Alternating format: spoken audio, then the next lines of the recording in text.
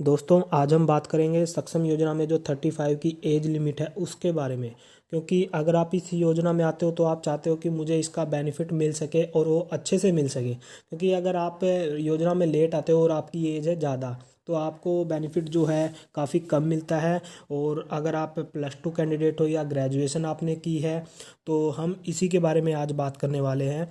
तो अगर आप चाहो तो अगर आप सभी सक्षम साथी जितने भी हैं, अगर डिस्ट्रिक्ट वाइज मिल के इस बारे में हम जो एम्प्लॉयमेंट ऑफिसर है उनको लेटर लिखें तो ये जो एज लिमिट है इसको हटाया जा सकता है, अगर आप सब एक साथ खड़े हो जाए तो।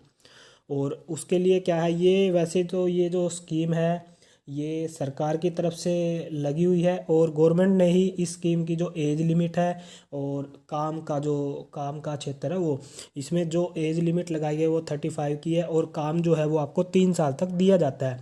अब एक नॉर्मल सी बात है, अगर आपकी एज 35 हो गई है और आपने योजना का लाभ सिर्फ 2 साल या 1 साल ही मिल पाया है तो आपके लिए तो इस योजना का कोई बेनिफिट नहीं है।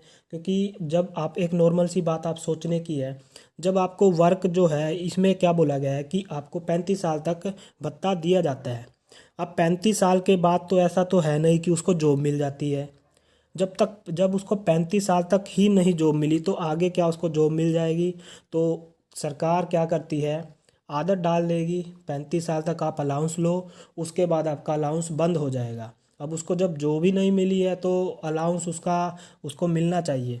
तो ये एज लिमिट जो है गवर्नमेंट ने ये गलत लगाई हुई है। अगर आप सभी इकट्ठा हो के डिस्ट्रिक्ट वाइज अगर आप एम्प्लॉयमेंट ऑफिसर के नाम लेटर लिख के प्रॉपर अपने साइन करके ज्ञापन दें तो हो सकता है ये जो एज लिमिट है इसको बढ़ाया जाए या इसको जो है समाप्ति कर दिया जाए। एज लिमिट का ये जो मैटर है ये ठीक नहीं है। अभी मैं आपको दिखा देता हूँ, जो भाई योजना का लाभ उठा रहे हैं उनके लिए तो ठीक है, वो तो खुश है, हैप्पी है इस चीज़ में।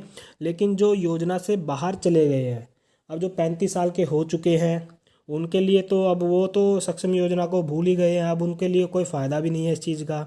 आप इस चीज़ पे गौर करें और इस वीडियो को ज़्यादा से ज़्यादा शेयर करें। अभी आप यहाँ पे देख सकते हैं रिमार्क्स में आपको दिखाया गया है, अगर आपकी एज 35 साल हो चुकी है तो यहाँ पे रिमार्क्स आप देख सकते हो। Candidate attend the age of 35 years so she can not continues her work under Saksham as per scheme rule. तो ये जो है स्कीम का रूल है, आपको 35 साल तक भत्ता मिलेगा और 3 साल तक आपको काम मिलेगा। अगर आपके पास आपने 3 साल वर्क कर लिया है तो 3 साल के बाद अगर आपके पास वर्क मैसेज आता है तो आप वर्क ना करें, आपको जो सैलरी है वो नहीं दी जाती। उसमें साफ साफ लिखा भी गया है, बताया जाता है प्रॉपर।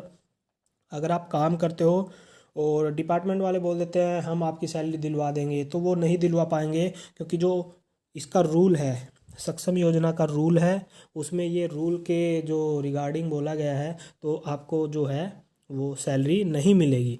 अब 35 साल के ये हो गए हैं, अब सक्षम योजना इनके लिए, अब ये सक्षम योजना से बाहर हैं। तो अब अगर आप चाहते हो कि इस योजना की जो एज लिमिट है और जो वर्क है 3 साल का उस चीज़ को ख़त्म किया जाए तो सभी एक साथ इकट्ठे होएं और ज्ञापन दें अपना एम्प्लॉयमेंट ऑफिसर को। और ये चीज़ ख़त्म होनी चाहिए दोस्तों। आप इसको ज़्यादा से ज़्यादा शेयर करें क्योंकि अब इनके लिए सक्षम योजना कोई मायने नहीं रखती। अब इनकी एज हो चुकी है कंप्लीट। अब यहाँ जो अब जब ये आईडी लॉगिन करते हैं तो आईडी लॉगिन करते हैं तो यहाँ पे ये दिखाएगा candidate reject after assigning work honorary work.